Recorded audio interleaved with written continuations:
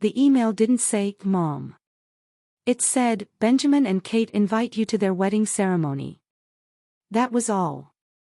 Just a time, a date, and a mountain lodge in Colorado. "No, dear Mom, no, we're so excited you'll be there." Just a beige digital card with stylized leaves and polite detachment. I stared at it for a long time, trying to decide what it meant. It wasn't cruel. It wasn't warm either. It felt coldly efficient. Like being CC'd on a company memo about an event you're not expected to comment on. I showed it to Harold, my neighbor. He squinted at the screen, then shrugged. "Well, you're invited. That's what matters." But it didn't feel like an invitation. It felt like a reminder. A box they'd ticked. My son was getting married, and I was being quietly positioned somewhere outside the frame. Not excluded, just not centered. Not celebrated. Still, I went. I dressed carefully. Dove gray suit, sensible heels, the pearl necklace Ben had given me on my 60th birthday, back when he still called on Sundays. I flew out 2 days early, just in case they needed help setting up. But when I arrived, the clerk at the front desk blinked at me. Name? Elaine Collins. Mother of the groom. He typed, checked, then frowned. "You're not, actually on the guest list. Are you sure you're part of the wedding party?" I nodded, once. "I'm sure." He checked again. Eventually found a room. Not in the main lodge, the annex. Far from the others. I took the key. Smiled politely. But inside something turned. Something small and cold. A feeling I hadn't known since childhood. When you realize you've been left out on purpose. The annex room smelled faintly of mildew. One lamp flickered when I turned it on. There was no full-length mirror, just a small square above the sink. The window looked out onto a gravel path used by delivery trucks. I sat on the edge of the bed, still in my coat, and listened to the faint hum of music drifting from the main lodge. Rehearsal dinner, probably. I hadn't been told about it. No mention of family gatherings or group meals. I wasn't sure if I'd missed an email or if there'd been nothing to miss. It would have been easier if I'd been openly excluded. At least then I could name the hurt. But this was vaguer. Designed, I think, to give them the benefit of the doubt. Just enough courtesy to make me seem ungrateful if I complained. Just enough distance to make me doubt my own instincts. The next morning, I walked to the ceremony site early. The grounds were beautiful, blanketed in late spring wildflowers. White chairs faced a wooden arbor draped in ivy. The musicians were rehearsing a Bach piece. Kate's mother stood nearby, clipboard in hand, talking to the florist. She glanced at me, said nothing, and returned to her notes. I found a folding chair near the back and sat, hoping someone would acknowledge me. 5 minutes passed. Then 10. Eventually, a young woman with a headset approached, looking nervous. "I'm really sorry," she said, checking her tablet. "There's been a bit of a mix-up. You're not on the seating chart." I blinked. "Excuse me." Kate's family finalized the list. "There's no assigned seat for you." I think it was an oversight. An oversight. I nodded slowly. "Right." She bit her lip. "Would you like to stand in the back during the ceremony? Or we can try to find a folding chair." "No," I said. "That won't be necessary." I turned and walked away. My feet moved steadily, though I couldn't feel them. The mountain air was sharp and bright, but it didn't clear the fog that had gathered behind my eyes. I went back to the annex. Took off my shoes. Sat on the edge of the bed and stared at the carpet. The pattern was floral, but faded, like the kind of motel carpet no one ever really sees. I stayed there for nearly an hour. Then I remembered the invoice. The wedding planner had emailed me that morning. A final invoice for everything: catering, floral arrangements, the live band, even the late booking fee for the venue. I had paid every bill up to now. Quietly, steadily, without fanfare. I'd started saving the day Ben turned 16. It had been my gift. Not just the money, the effort, the planning, the trust. I'd told myself this was how I'd show Kate I was committed to their life together. That I wasn't one of those interfering mothers. That I believed in them. I opened my laptop. There it was, the payment screen. A large green button, Approve Payment. I stared at it for a while. Then I clicked, Decline. I closed the laptop. Packed my bag. And drove home. No message to Ben. No confrontation. Just, gone. The drive back was long and mostly silent. I passed wide stretches of land I didn't recognize, though I must have driven them before. Gas stations blurred together. I only remember one, a rusted place off the highway with a tired attendant who handed me change and said, "You look like you've been through something." I nodded, took my receipt, and kept driving. I got home just after 5 a.m. The porch light was on either by accident or divine intervention. I left my suitcase by the front door and made coffee I didn't really want. It sat untouched while I leaned against the counter, watching the day come up gray and quiet. I didn't cry. Not because it didn't hurt, it did, in a way I can't quite name. But I think the crying part had burned itself out in other seasons. There are only so many times a woman can be told, directly or otherwise, that she's secondary. The messages started around 8. First a text from Ben. "Where are you?" Then a voicemail. "Mom, it's Ben. Look, I don't know what happened. Kate said there was some mix-up with the seating chart. I wasn't in charge of that stuff. Can you just call me back?" I didn't. Another text an hour later. "You left before the ceremony. People are asking where you went. This isn't like you." And that was the one I kept rereading. "This isn't like you." As if they knew me. As if the version of me they'd constructed, helpful, quiet, forgiving, was a binding agreement. Then the emails began. A follow-up from the wedding planner. A short message from Kate's mother, Elaine, "I hope we can move forward from this gracefully. Everyone's emotions are running high. Let's not let this damage what should be a joyful time." And finally, the invoice. The final payment reminder for the wedding, now overdue. A green button, again, Submit Payment. I opened a new email. Attached the full financial file I'd kept from the beginning, line items, emails confirming purchases, dates, vendors. I included a voice memo I'd saved, not for revenge, but because it had once stung so badly, I couldn't delete it. It was Kate, from a dress fitting 2 months earlier, laughing into the phone. "I'm putting Ben's mom in the back. It's our day, not her moment." The tone wasn't malicious. It was careless, casual. The kind of remark you make when you believe someone won't hear it, or that if they do, they won't object. I clicked send. Then I emailed my lawyer, forwarded her everything, and asked her to handle all further correspondence. She replied an hour later. "I'll take it from here." What followed was the unraveling. By day 3, their tone shifted. Ben's messages became more defensive. "Kate didn't mean anything by it. You're taking this too personally. The planner handled most of the seating stuff. You know how weddings are." I didn't answer.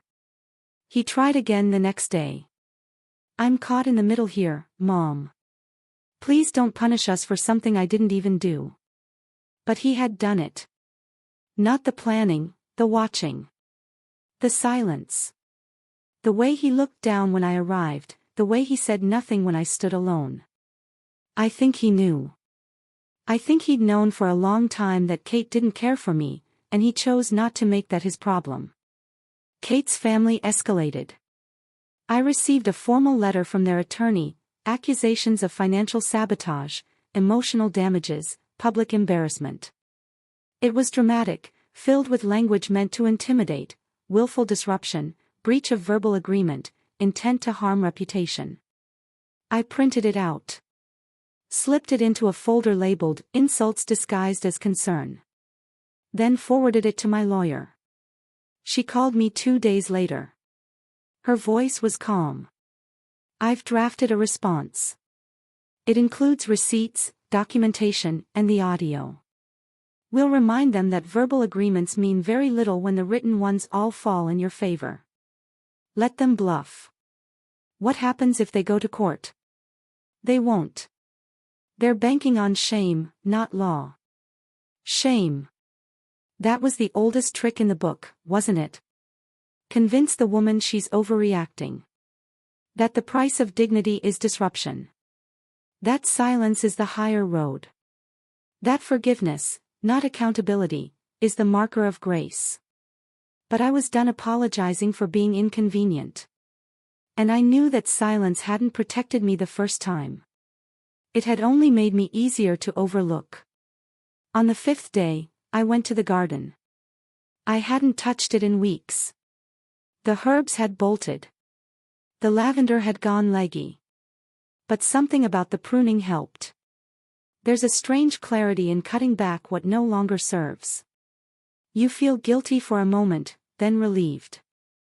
Later that afternoon, I sat on the porch with a stack of documents, contracts, invoices, emails, call logs.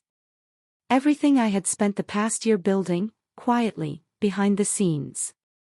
A financial gift to my son, one I now understood had never been seen as a gift at all. Just an expected service. They wanted control. They forgot whose pen signed the checks. The next week was quiet in the way stormy air feels before the lightning begins. The letters from their lawyers stopped. My own attorney informed me they'd backed off the legal threats once she responded with evidence. "They're hoping it dies down now," she said, "but I don't recommend letting this slide quietly." I didn't intend to. Ben texted again that Saturday. "Mom, this is getting out of hand. Kate is really upset. Her family feels humiliated. Can you just talk to someone? Maybe apologize for the misunderstanding?" I didn't answer. I think that bothered him more than any reply might have. Silence from a woman who used to drop everything at the first ring. The next message was longer. "I didn't know she moved your seat. I didn't know your room wasn't in the main lodge. I didn't know any of that, okay? This is being blown out of proportion. You could have said something before just leaving." There it was again. The idea that if I'd just said something, things might have turned out different. That the burden of smooth relationships falls on the mother's shoulders, always. That silence is treated as sabotage only when it comes from us. He didn't ask why I had paid for everything. Or why I'd done so without asking for credit. Or why I had, for 12 years, been quietly setting aside money to ensure his wedding would be beautiful, dignified, secure. No. He wanted a reset. He wanted everything to be fine again without changing anything. That night, I sat in the study, Russell's old chair beneath me, the file drawer open to the documents I'd once protected like heirlooms. There were so many folders. Photographs from Ben's childhood. Receipts for braces, music lessons, travel soccer. Notes from teachers. Medical forms. Permission slips. Little pieces of devotion, all stacked into a tidy history. I used to think keeping records was a sign of responsibility. Now I understood it was also a form of preservation. A way to remember that I had always shown up. Even when they forgot. On Monday morning, I printed everything, the wedding bills, the emails, the voice notes, the transcripts of text messages. I filed them with my lawyer under a new heading, contingencies. Because I wasn't just protecting myself now. I was preparing for what came next. That same day, Kate's family posted online a photo carousel of wedding highlights. Kate in her dress, Ben looking stiff in his tux, the mountain view behind them. No mention of the mother of the groom. The caption read, "A perfect day surrounded by love and family." The comments poured in. Congratulations. Hearts. Fire emojis. And then, buried between them. Where's Ben's mom? No answer. Another asked, did she come late or leave early? Still nothing. Then someone tagged me. Elaine, weren't you there? I thought I saw you in the background of one photo. I didn't respond. I didn't like anything. I didn't correct anyone.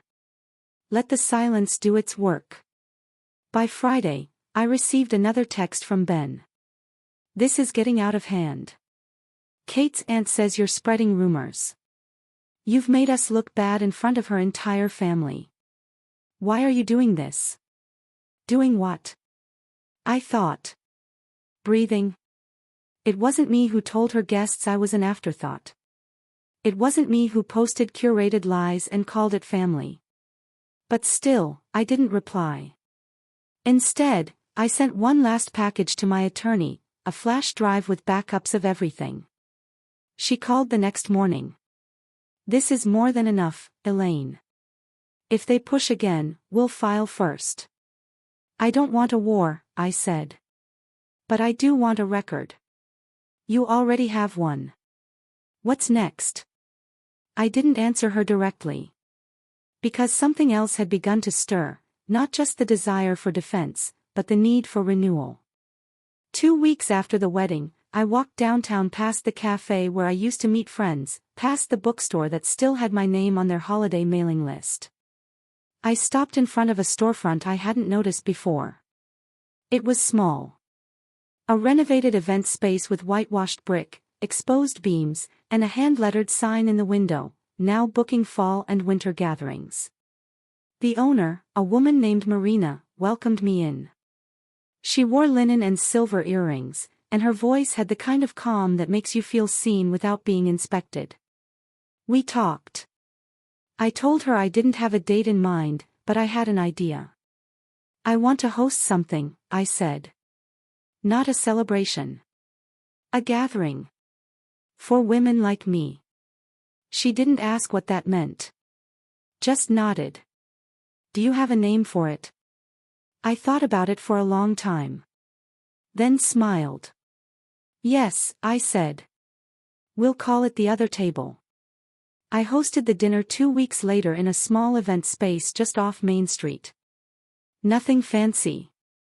White walls, a dozen rented chairs, folding tables covered in linen cloth I ironed myself.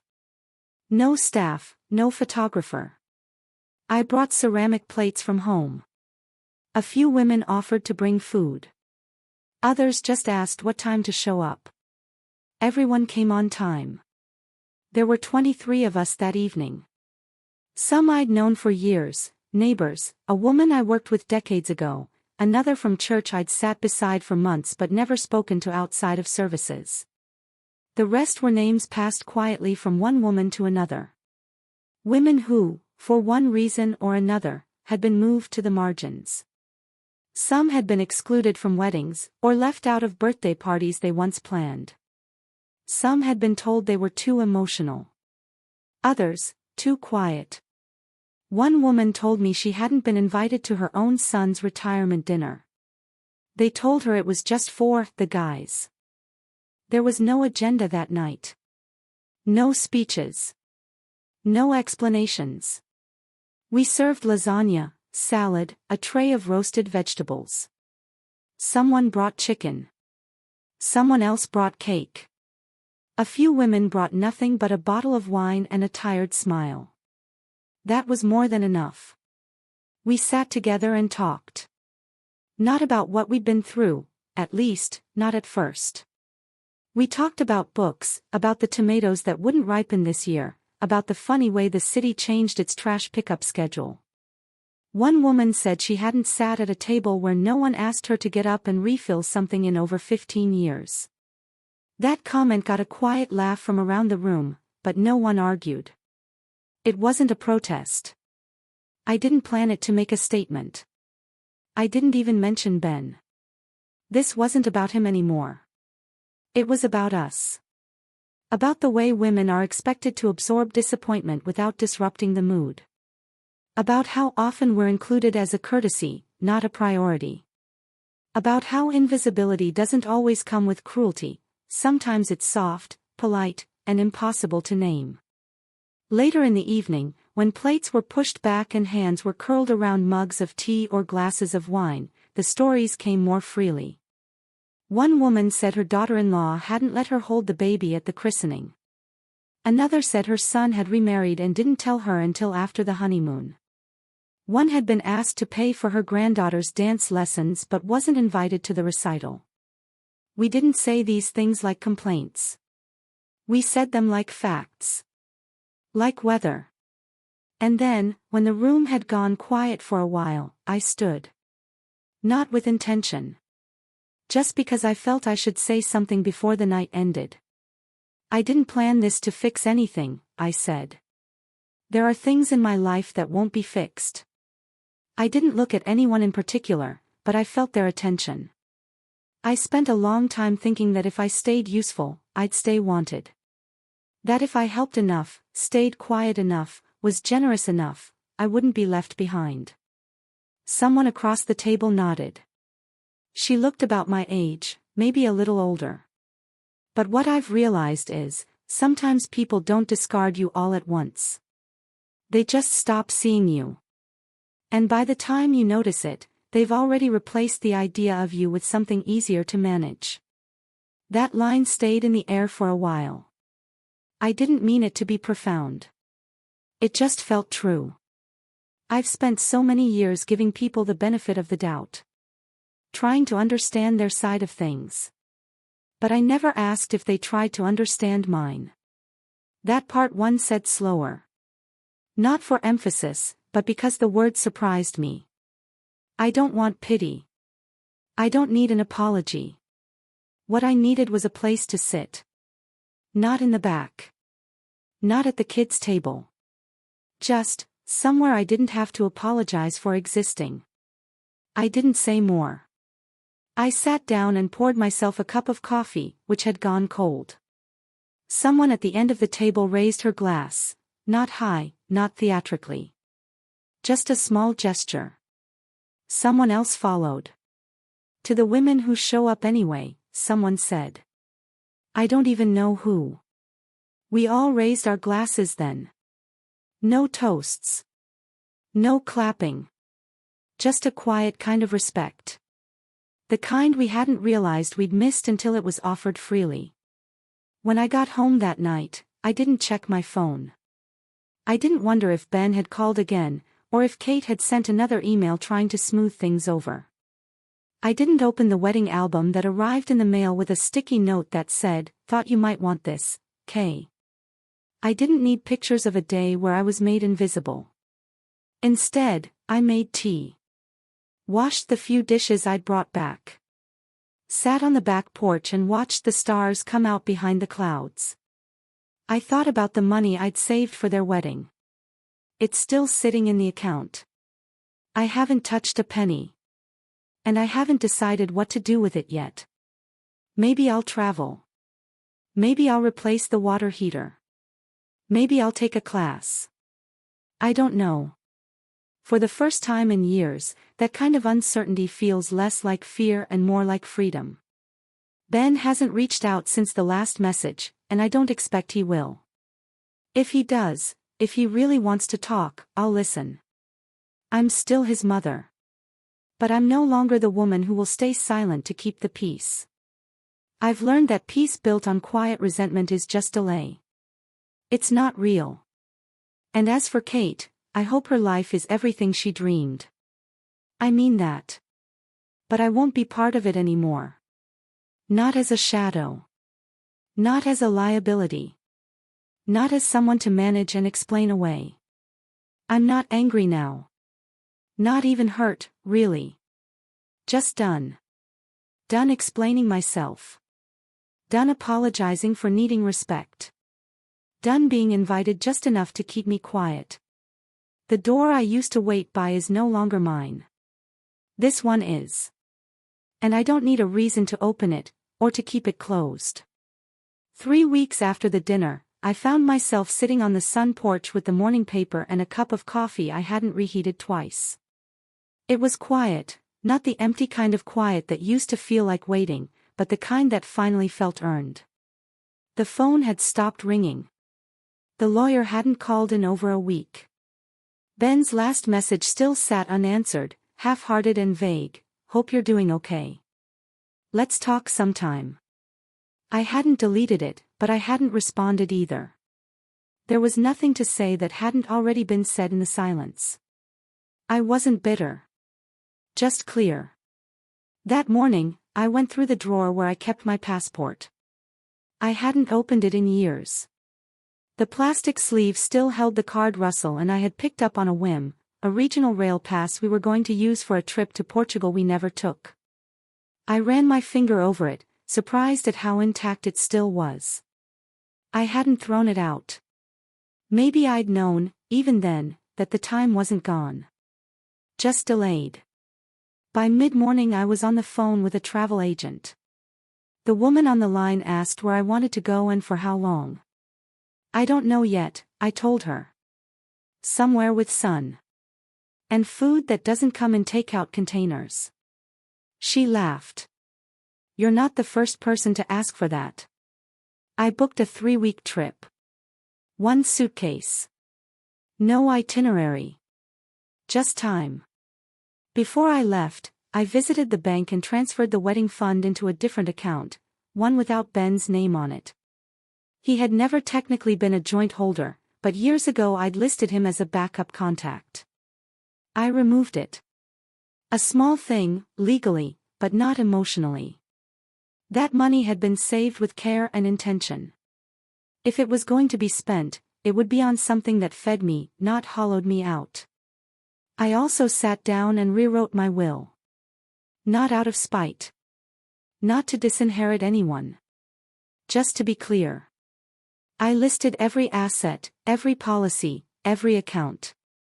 I named 2 charities. A woman from the church who had driven me to appointments after my hip surgery. And my niece Emily, my sister's daughter, who'd never asked for anything and always called on my birthday, even if it was just a voicemail. I included a note to Ben as well. It wasn't angry. Just honest.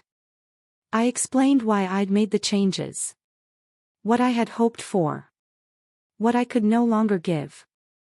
I told my lawyer to hold on to it. To send it when the time came, not before. I didn't need to use the will as a threat. It wasn't about leverage. It was about letting go. The trip came quickly. I packed light. 2 pairs of shoes, 4 dresses, 1 hat I wasn't sure I'd wear. The flight was long, but the layover was quiet and kind. I read an entire novel before we landed. When the plane touched down and the sun hit the tarmac, I felt a weight lift from my chest I hadn't even realized I was carrying. The guest house was simple, run by a widow who'd converted her home after her husband died. She spoke broken English and served bread with olives and soft cheese for breakfast. I told her I wasn't looking for tours. She smiled and handed me a small key and a map, hand-drawn. Each day I walked the cobbled streets. I stopped in small cafes where no one asked if I needed anything beyond what was in front of me. I drank wine at lunch. I sat by the sea for hours with nothing but a pen and a notebook, jotting down small observations, not stories, not letters. Just fragments. Real ones. No one knew me there. No one looked at me with expectations or old disappointments. I wasn't someone's mother or someone's mistake. I was just a woman on a walk. One afternoon, I met another traveler, a retired schoolteacher from Canada. We spoke over dinner. She told me about her divorce, her grandchildren, the house she'd sold to buy time. She asked what brought me here. An invitation that wasn't meant for me, I said. She nodded like she understood, because she did. We didn't exchange numbers or emails. We just ate, talked, and wished each other well. At night, I slept with the windows open and dreamed of nothing in particular. When I returned home, the house was just as I left it. Still. Warm with that late summer smell, dry grass, soft wood, a hint of dust. I unpacked slowly, put on a pot of soup, and sat with the silence again. But it wasn't the same. It wasn't waiting anymore. It was mine. I called Emily the next morning. Just to say thank you. We talked about nothing for 20 minutes. It was the most natural conversation I'd had in months. I also called the woman from church, the one who'd driven me to those appointments. I told her about the dinner. About the other table. You should do it again, she said. Maybe I will. Maybe not a dinner. Maybe something smaller. A card in the mail. A chair left pulled out.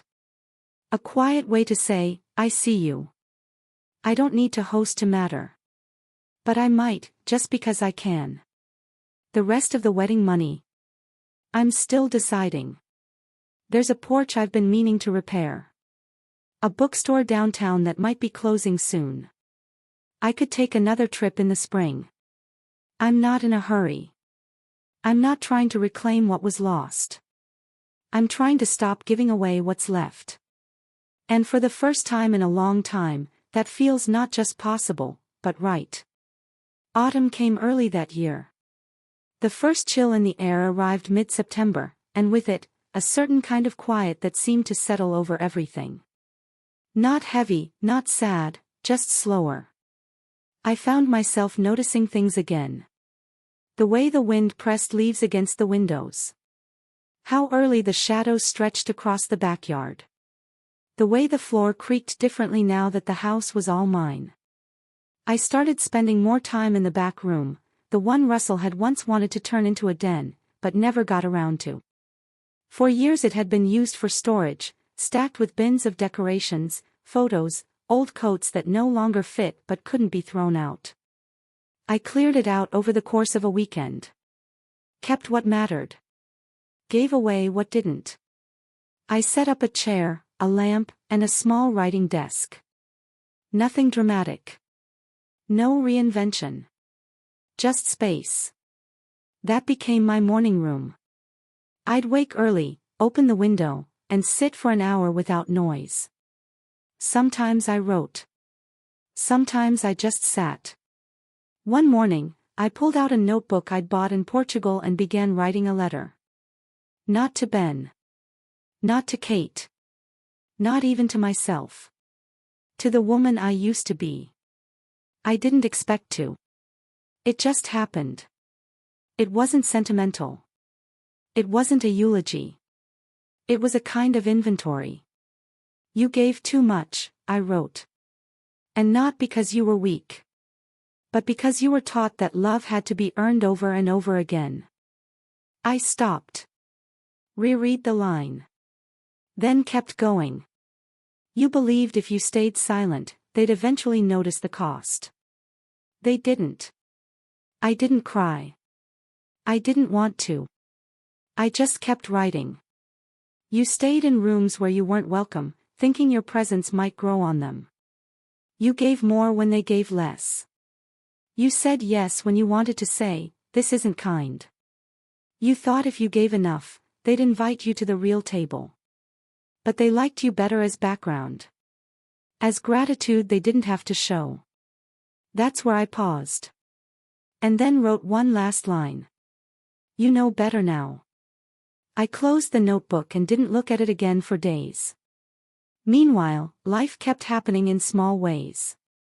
I got a postcard from one of the women who had come to the other table dinner. It was simple, a photo of a lighthouse on the front, and 3 lines of handwriting on the back. Still thinking about that night. Still grateful for the chair. Annette. That made me smile. Not because it was flattering. But because it meant something stuck. Another woman, Alice, called one evening. She had gone to visit her sister out of state, and told me she'd finally said what she'd been holding in for years. I told her I was done pretending everything was fine just to keep the peace, she said. She didn't like it. But she heard me. That's something, I said. It is, she agreed. It's the first thing I've said to her that felt like it was really mine. We talked for nearly an hour. About ordinary things, recipes, books, whether or not to cut back the hydrangeas before the first frost. But every sentence felt rooted in something new. Something steadier. I realized then that what I'd started wasn't a movement. It wasn't a rebellion. It was just a shift. A reminder, to myself and maybe to others, that not all silence is noble. That quiet doesn't always mean peace. That staying generous in the face of indifference doesn't make you stronger, it just makes you invisible. And once I saw that, I couldn't unsee it. That same week, a package arrived in the mail. No return address. Just a small box with handwriting I recognized immediately, Ben's. Inside was a folded note and a flash drive. The note read, "Mom, I don't know if this makes anything better. I don't expect it to. But I wanted to send it anyway. It's the video from the wedding. Unedited. There's a part near the beginning I hadn't seen before. I think maybe you should." That was all. I didn't open it right away. I left it on the counter for 3 days. When I finally plugged it into my laptop, I skipped through the usual parts. The setup, the guests arriving, the music, the flowers. Then I saw myself, in the background, near the trees, standing alone. Dressed in the gray suit I had picked out weeks earlier. Clutching the small purse I'd brought to hold tissues I never used. The camera lingered on me only for a second. But it was enough. I watched as Kate walked by with her mother and a cluster of bridesmaids. I watched as Ben looked in my direction, then looked down. No one approached. No one waved. No one even offered a seat. And I watched myself turn, slowly, and walk away. Calm. Straight-backed. Like a woman who knew what she was doing. That was the part Ben had meant. He had seen it now. Maybe for the first time. I closed the laptop gently. I didn't cry. I didn't feel vindicated. I just felt finished. That's what people don't tell you about resolution. It doesn't come like a trumpet. It comes like a door quietly clicking shut behind you. That night, I lit a candle in the kitchen while I washed dishes. I turned on the radio, not loud, just enough to feel the room. A song came on that I hadn't heard in years. Something Russell used to hum when he read the paper. I smiled without meaning to. And I thought about that woman, the one who walked away from the wedding. The one who drove 12 hours home without calling, without begging, without breaking down. She didn't disappear. She didn't unravel. She came home and turned the lock. And started again. Not out of anger. Out of clarity.